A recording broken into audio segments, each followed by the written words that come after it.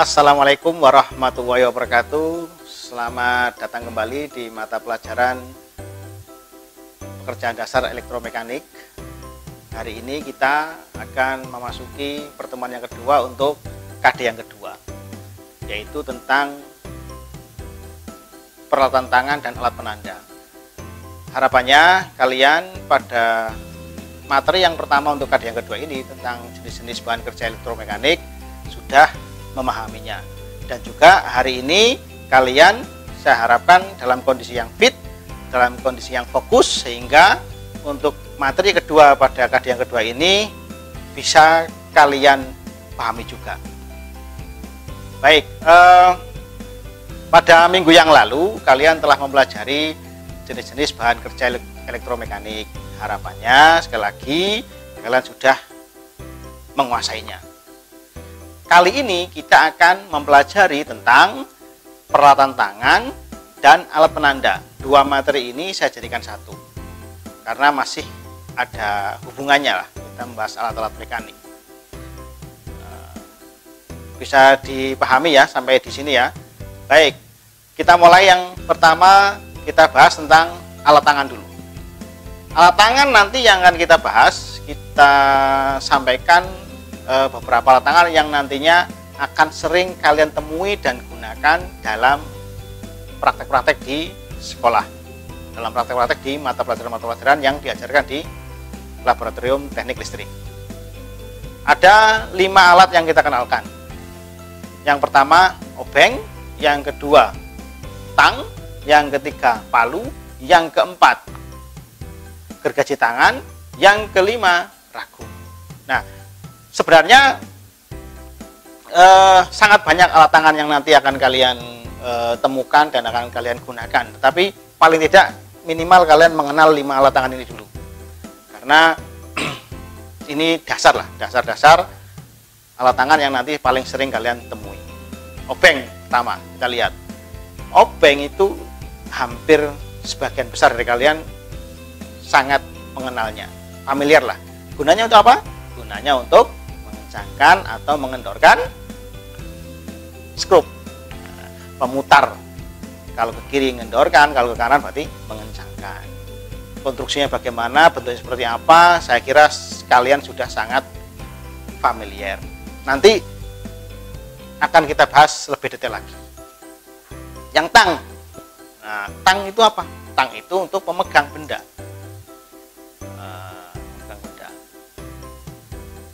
Palu tentu untuk memukul, sebagai alat pemukul. Gergaji tangan, memotong benda, sebagai alat memotong benda.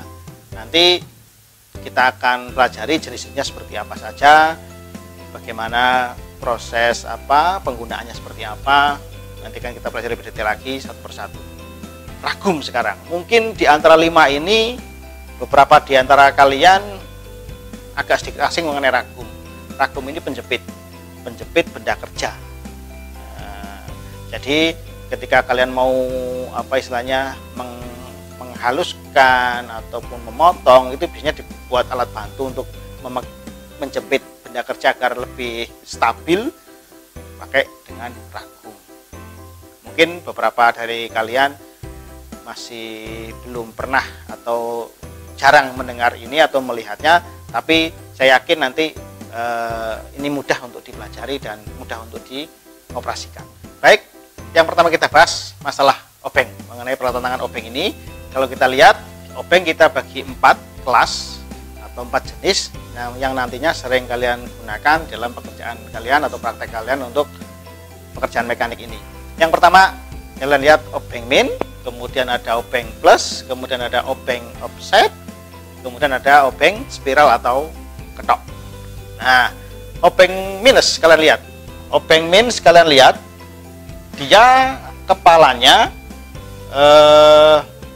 di ujung itu bawah itu minus, karena dia memang untuk digunakan untuk memutar skrup yang kepala skrupnya itu beralur min. Nah, kemudian obeng plus. Kalian lihat itu obeng plus. Dia ujungnya itu berbentuk plus. Kalian lihat, karena dia digunakan untuk membuka atau mengendorkan atau mengencangkan skrup yang kepalanya itu berbentuk atau beralur plus seperti tanda tambah. Nah, lihat. Nah, obeng offset.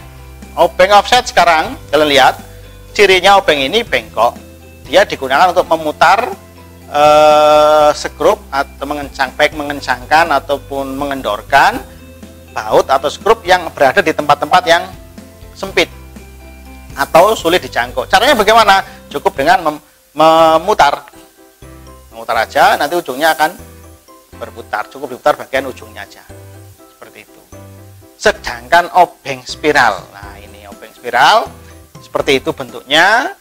Dia ada mekanik-mekanik tertentu yang membuat dia bisa berputar ketika dipukul. Jadi cara pemakaiannya ketika ada baut atau skrup yang agak sulit dibuka dengan obeng biasa, kita bisa gunakan dengan obeng spiral atau obeng ketok ini. Caranya dengan dipukul dengan palu misalkan, dia nanti akan berputar sehingga dia akan membuka skrup yang agak sulit dibuka dengan obeng biasa. Ini biasanya kalau kalian pernah melihat atau observasi ke bengkel-bengkel dinamo katakanlah, ini untuk membuka skrup-skrup yang karatan yang kena korosi di dinamo atau pompa air itu biasanya dengan obeng ketok. Ya, untuk obeng saya kira bisa dipahami ya, Mas, mengenai bentuknya, penggunaannya. Saya kira ini sangat mudah dipahami dan memang paling familiar di kalian. Berikut yang kedua, tang. Nah, tang ini kalau kita kelompokkan lagi kepada tang-tang yang nantinya akan sering kalian temui dan sering kalian gunakan, itu kita lihat ada 5 jenis atau 5 kelompok tang yang nantinya akan sering kalian gunakan. Pertama, tang pengupas. Yang kedua, tang potong. Berikutnya, tang lancip atau pembulat. Kemudian ada tang kombinasi. Terakhir nanti ada tang kakak tua. Mari kita lihat satu persatu fungsi atau penggunaannya. Tang pengupas untuk mengupas kabel. Bentuknya seperti itu. Ya, jadi kabel listrik itu punya alat khusus sendiri, alat tangan sendiri untuk mengupas. Jadi kalau di rumah biasanya kan kalian pakai gunting ya, gunting dimiringkan itu seret gitu kan, agak sulit kalau di rumah karena memang di rumah kadang-kadang tidak memiliki tang pengupas, atau kadang-kadang kalau pernah kalian lihat itu dibakar dengan korek api ya, dibakar, setelah agak leles sedikit kamu tarik. Nah, ini juga akan sedikit menyulitkan, tapi sebenarnya harusnya dengan tang pengupas seperti yang tampak di layar kalian seperti itu ya. Berikutnya tang potong. Nah, tang potong ini penggunaannya untuk ya memotong, karena tang potong apa ya kalau di instalasi listrik atau di dasar mekanik. Pertama, kalau kalian pas lagi praktek instalasi, dia akan memotong kabel atau kawat instalasi yang memang sisa harus dipotong. Atau mungkin kalau kalian lagi dengan praktek dengan komponen elektronika, nah itu mungkin kaki-kaki, sisa kaki yang sudah disolder yang masuk ke PCB kemudian disolder, kan ada sisa kaki panjang itu. Nah, itu bisa kalian potong dengan menggunakan tang potong. Bisa dipahami ya. Nah, kemudian yang ketiga, tang lancip atau tang pembulat. Ini itu saya berikan gambar tang lancip pembulat yang lumayan agak banyak bentuknya, macam-macam. Itu juga digunakan untuk menjepit, memegang, tapi istilahnya menjepit itu karena dia memang punya hidung agak panjang, memang digunakan untuk menjepit itu, menjepit benda-benda kecil atau kaki komponen yang akan disolder. Jadi ketika kalian mau menyolder, misalkan mau masang kapasitor, mau memasang elko, mau memasang diode atau memasang resistor, itu kan agar dia tegak lurus, katakanlah lebih stabil, ujungnya perlu dipegang dengan tang ini. Kalau dengan tangan bagaimana ya? Panas. Makanya dengan tang penjepit ini dipegang sehingga setelah solder, setelah dipegang dengan stabil terus disolder, itu salah satu fungsinya. Atau fungsi lain apa? Kalau kalian nanti melakukan penyambungan, nah dia juga bisa digunakan untuk membuat sambungan mata itik. Nah, ini salah satu dari beberapa fungsi dari tang lancip atau tang pembulat. Mata itik itu kan ujungnya, sambungan ujungnya itu kan bulat. Nah, itu caranya menggunakannya, cara membuatnya itu dengan bantuan tang lancip atau tang pembulat. Berikutnya tang kombinasi. Nah, ini tang kombinasi ini tentu yang nanti paling sering kalian familiar lah, katalah paling familiar. Karena di rumah mungkin paling banyak yang dipunya ya tang kombinasi. Karena apa? Karena dia memang bisa melakukan fungsi beberapa yang telah kita sebutkan tadi, yang telah saya sebutkan tadi. Dia bisa melakukan itu. Dia bisa motong, dia bisa megang, dia bisa juga untuk memuntir. Nah, yang hampir tidak bisa dia lakukan menjepit benda-benda kecil, karena bentuknya dia itu kepalanya agak besar, sehingga untuk yang benda-benda kecil dia agak kesulitan. Tapi secara umum dia memiliki fungsi untuk memotong, menjepit, memegang, atau bahkan memuntir. Dia bisa lakukan semua itu. Memang untuk benda-benda kecil dia memang agak kesulitan, karena ya memang mungkin dengan tang yang ukurannya lebih kecil lagi bisa. Tang kombinasi yang ukurannya lebih kecil lagi. Berikutnya tang kakak tua. Tang kakak tua itu lebih difungsikan untuk menjepit atau mencabut paku yang menancap pada suatu kayu, katakanlah, mengambilnya itu dengan tang kakak tua ini. Bentuknya seperti itu, bisa kalian lihat, kalian amati tang kakak tua. Ini rata-rata tukang bangunan, tukang kayu itu punya tang kakak tua. Kita juga perlu ini, karena kadang-kadang pekerjaan kita di listrik juga memerlukan pengerjaan dengan yang melibatkan paku. Nah, sehingga kita perlu mengenal ini. Itu mengenai tang. Lanjut ya. Palu sekarang. Palu kalau kita lihat, kita nanti akan pelajari 3 bagian palu atau 3 jenis palu yang kita akan sering gunakan. Pertama, palu besi paku, kemudian palu besi kepala bulat, kemudian palu kepala lunak. Kita lihat yang pertama. Nah, seperti itu palu besi paku. Dia bentuknya seperti itu, kepalanya ada bagian bawah yang rata, bagian atasnya seperti tanduk. Nah, tanduk kambing lah katakanlah, sehingga beberapa memang sering mengatakan ini sebagai palu kambing. Bagian rata itu untuk memukul, bagian yang seperti tanduk tadi untuk salah satunya untuk mencabut paku juga bisa itu. Palu besi kepala bulat bentuknya seperti itu, ada 2 bagian bawah yang rata itu untuk memukul, dengan bagian yang di atas bulat itu, yang kepala bulat itu, bentuknya yang seperti itu digunakan untuk membuat cekungan. Kalau kita ingin memberi, nah ini juga bisa nanti tanda atau untuk membuat cekung sebuah benda kerja, kita bisa gunakan palu besi kepala bulat ini. Nah, palu kepala lunak. Palu kepala lunak ini kepalanya itu terbuat dari, ada yang terbuat dari karet, ada yang terbuat dari plastik. Fungsinya apa? Ya, fungsi umumnya palu itu pemukul. Cuma kita lihat. Nah, kita lihat untuk kepala lunak ini atau palu yang dari karet atau plastik ini, benda-benda yang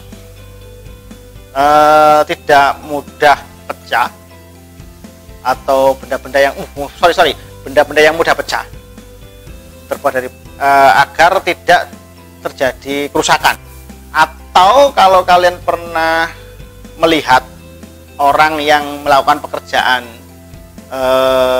gulung ulang kumparan dinamo, contoh kasarnya itu dinamo pompa air, ya, itu untuk meratakan atau mengatur bentuk dari kumparannya. Nah, itu kan dipukul-pukul itu kumparan. Itu mukulnya dengan kepala lunak ini, tidak boleh dengan palu besi kepala bulat ataupun palu besi paku. Karena apa? Kumparan itu rentan dia nanti akan terluka. Kalau kalian pukul dengan, untuk meratakan itu kalian pukul dengan kepala palu besi kepala bulat, itu nanti akan melukai kumparan. Kalau kumparannya terluka, ya nanti akan menyebabkan konsleting bisa. Bahkan kalau lukanya parah itu bisa, ya tembaga itu kan bisa putus.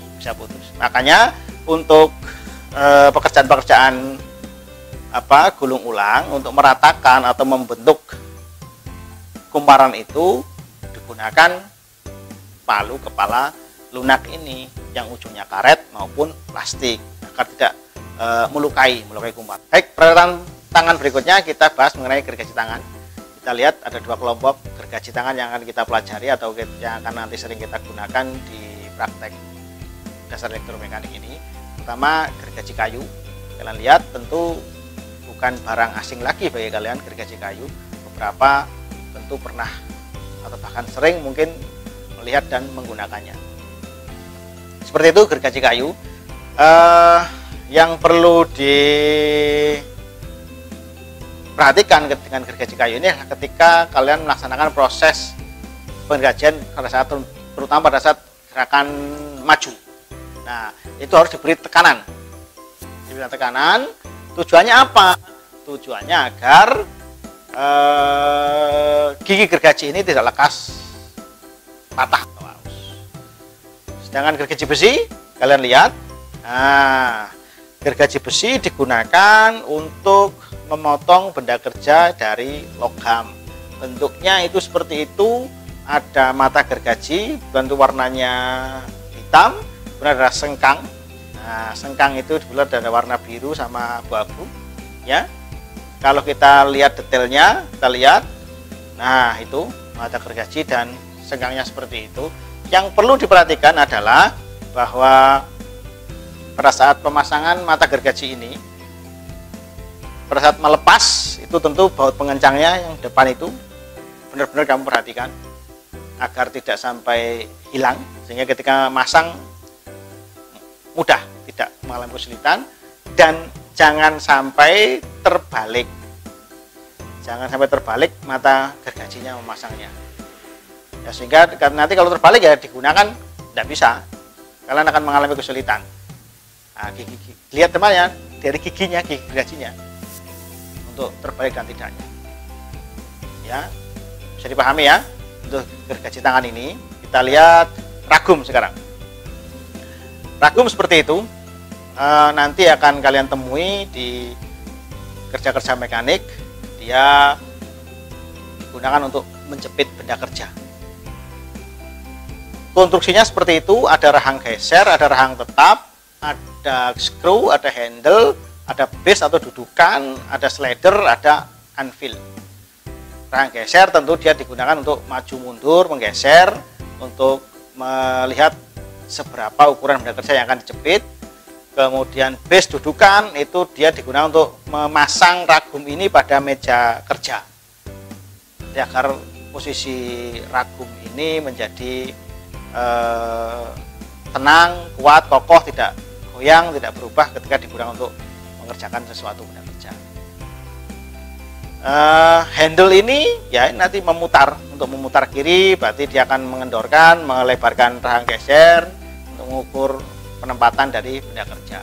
Kanan berarti nanti mengencangkan, hati-hati jangan terlalu kencang juga, artinya kita harus tahu ukuran benda yang kita jepit.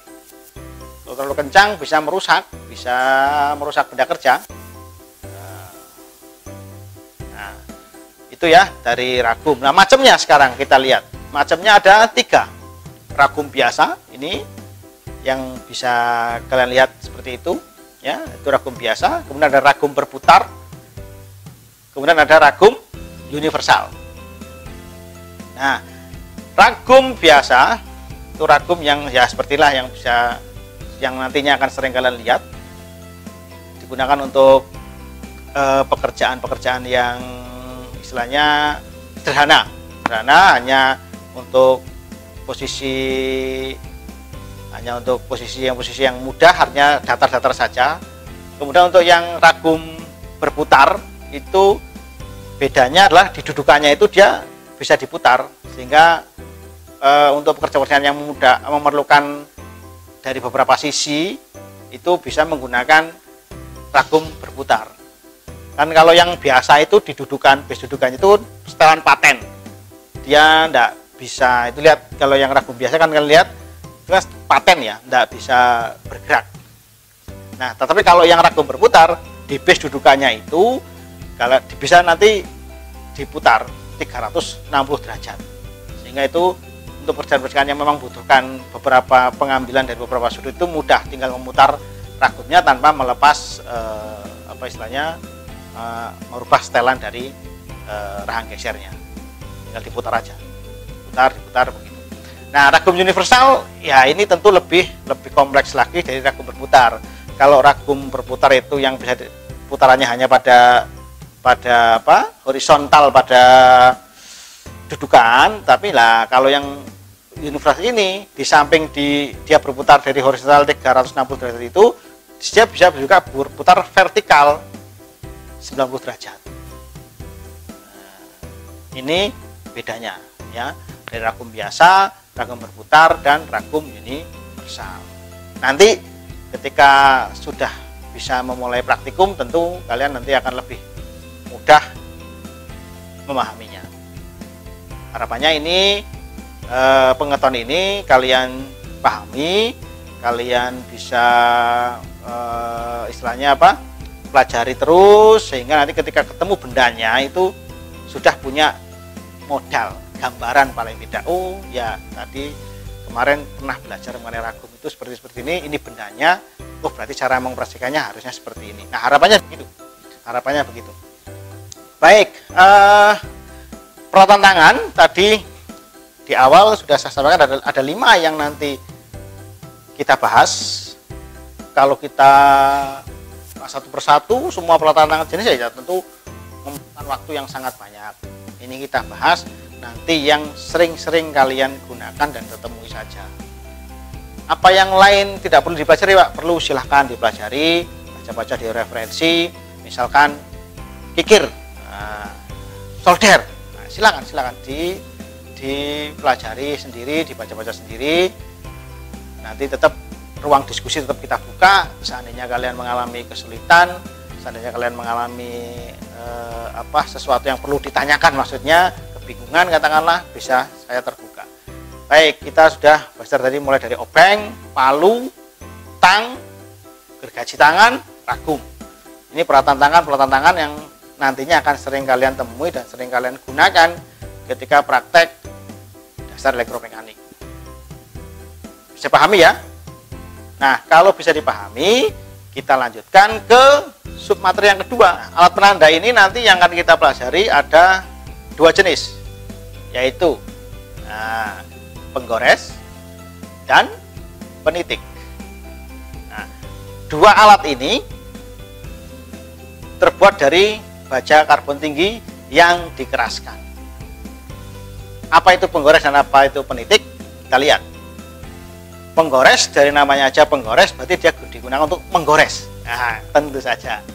Kita lihat. Nah, terbuat dari baja karbon tinggi dengan bagian ujung yang dikeraskan. Itu penggores. Fungsinya untuk menggores, memberi tanda dengan goresan pada benda kerja. Kalian kan nanti akan ketemu dengan, ya kalau benda non logam mungkin pakai spidol, pakai pensil untuk menggaris menanda itu mungkin bisa. Tapi kalau logam tentu kalian akan kesulitan jika harus menandai dengan spidol atau pensil. Makanya kita perlu tandai dengan penggores ini. Nah, ada 3 tipe penggores sederhana. Itu saya berikan gambar itu. Yang gambar paling atas itu penggores sederhana. Penggores yang dapat diubah-ubah ujungnya, itu yang di tengah. Kemudian penggores yang salah satu ujungnya itu bengkok. 3 tipe penggores yang ada di kita nanti. Cara gunanya bagaimana? Kalian lihat cara penggunaan penggores. Jadi ada benda kerja yang mau digores, misalkan itu base plate-nya dari panel ya, kalian mau membuat ukuran atau menempatkan rel omega di sana itu biar lurus, kalian kan tentu harus mengukur, dipasang biar lurus. Nah, perlu bantuan apa lagi? Ya perlu mistar, itu ada mistar. Nah, jadi dimiringkan yang bagian ujung yang keras itu kalian miringkan sekitar ya 25-30 derajat.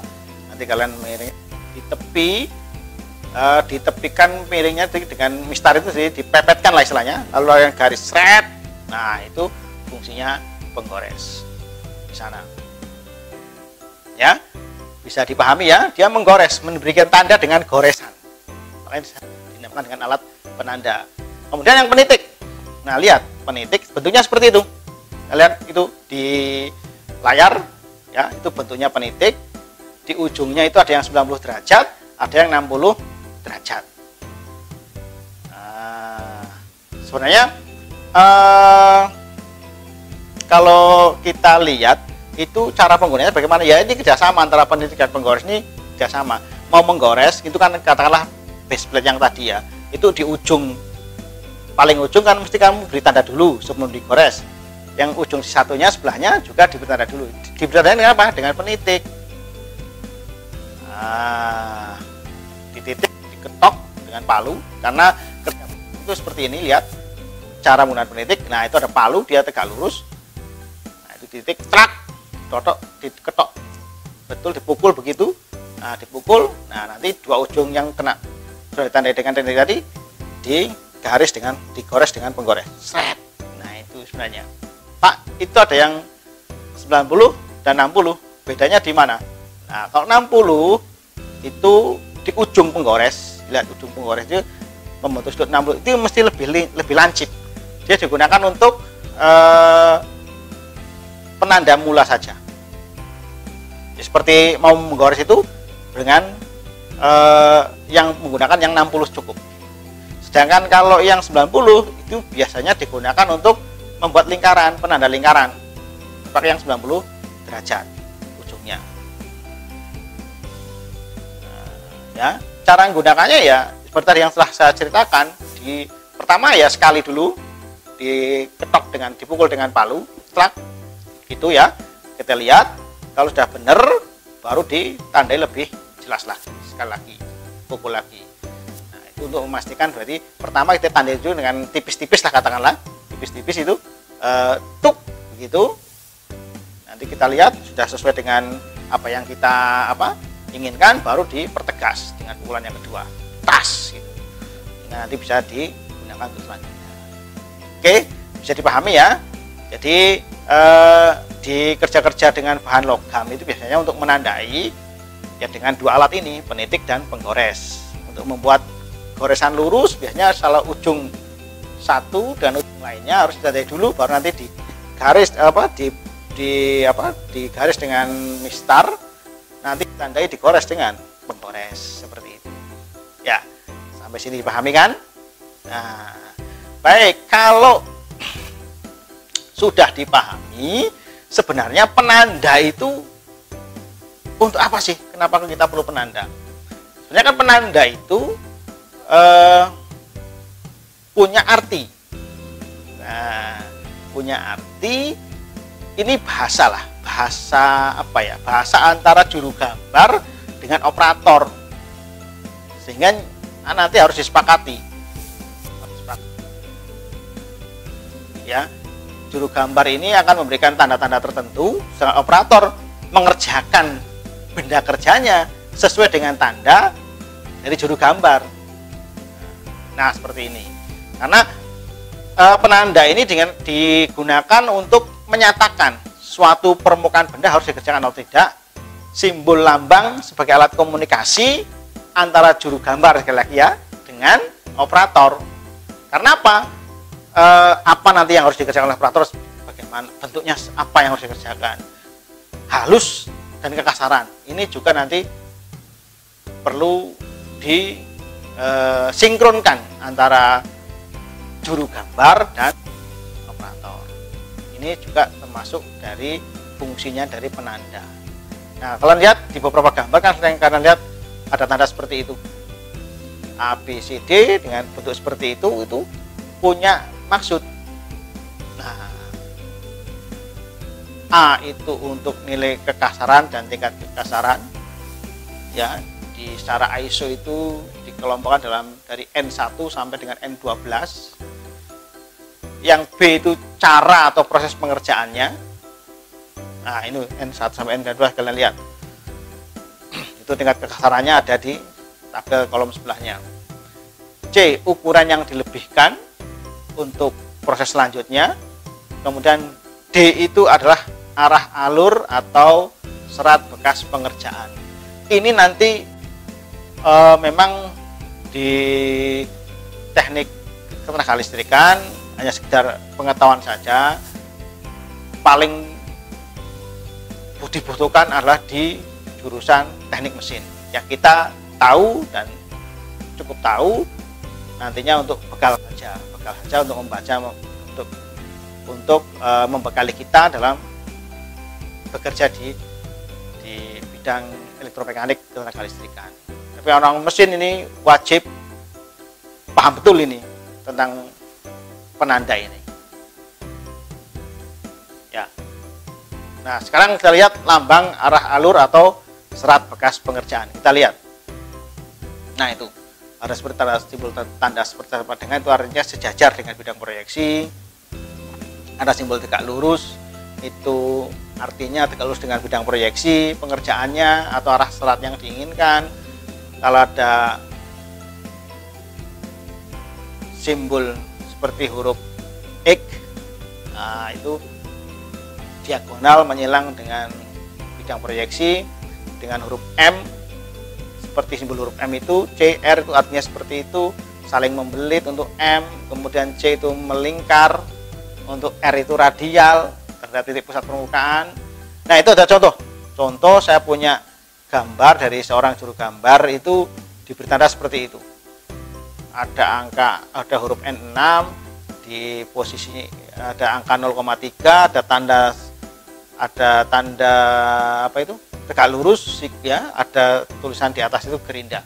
Artinya apa? Ketika benda kerja diberi tanda seperti itu, apa yang dilakukan oleh operator?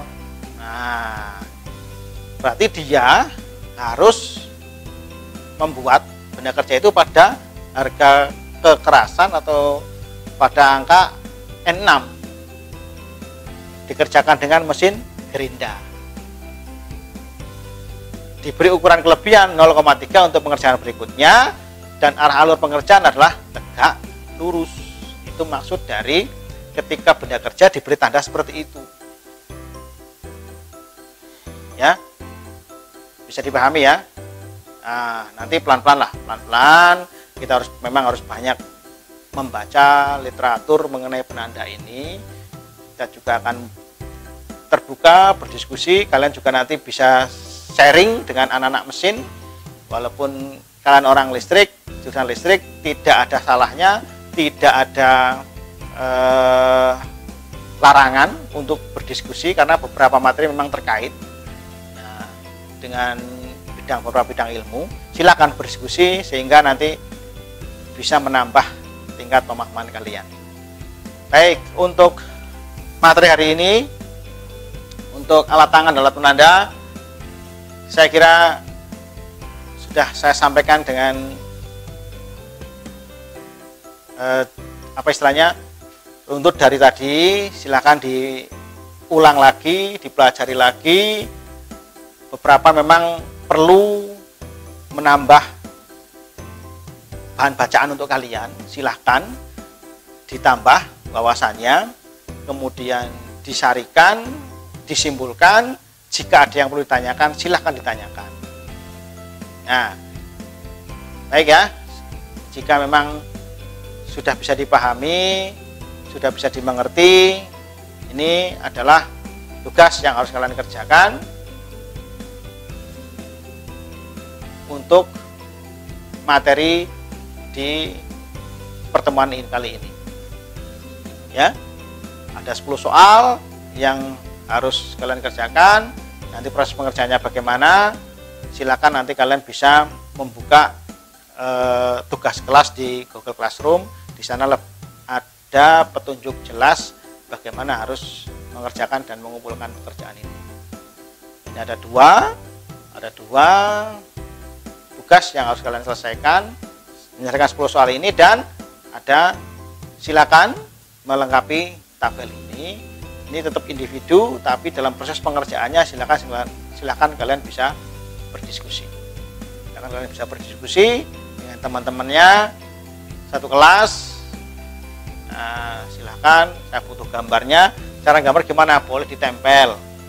Ya, jadi kalian menggambar manual dengan pensil pun silahkan gambar di sana. Jadi nanti kolom itu, baris itu bisa kalian sesuaikan dengan lebar bidang gambar yang kalian tempel ataupun yang ingin kalian gambar. Setelah ditempel atau digambar itu ada nama alatnya apa, fungsinya apa. Ini digunakan untuk menguji atau mengetahui apakah kalian tadi menyimak. Nah, menyimak apa yang saya jelaskan. Saya hanya minim 10 aja, minta 10 alat minimal lah. Kalau yang saya tadi sampaikan kan banyak. Obeng aja ada berapa tadi, tang ada berapa. Nah, itu saya minta 10 di antara sekian yang saya sebutkan tadi. Kalian cukup menyebutkan 10. Tidak boleh sama persis. Nah, intinya di sana 1, 2 sama tidak ada masalah, tapi kalau 10-10-nya sama hampir tidak mungkin. Ya, bisa dipahami ya. Baik, kalau bisa dipahami, alhamdulillahirobbilalamin, materi hari ini kita bisa selesaikan dengan baik. Saya kira dengan kerjasama yang baik antara kita, dalam artian kalian mengikuti dengan baik, kemudian dengan inisiatif membaca lagi, mencari tambahan informasi, kemudian juga dengan penuh tanggung jawab kalian mengerjakan semua tugas yang saya berikan, insya Allah pembelajaran kita akan lebih bermakna. Sekali lagi, tetap semangat, jaga kesehatan. Untuk minggu depan kita akan belajar mengenai alat ukur mekanik. Jadi nanti di sana akan kita pelajari mengenai mistar, jangka sorong, kemudian mikrometer. Silakan setelah kalian selesai mempelajari dan menyelesaikan tugas-tugas di materi yang kedua ini, kalian bisa membaca-baca, cari referensi tentang alat-alat ukur mekanik, sehingga di minggu depan ketika saya menjelaskan harapannya sudah terjadi atau kalian sudah punya model awal lah. Itu ya, saya kira untuk pertemuan hari ini saya cukupkan sekian. Terima kasih atas segala perhatian. Semoga apa yang kita pelajari hari ini mendatangkan manfaat untuk kita semua. Saya tutup. Assalamualaikum warahmatullahi wabarakatuh.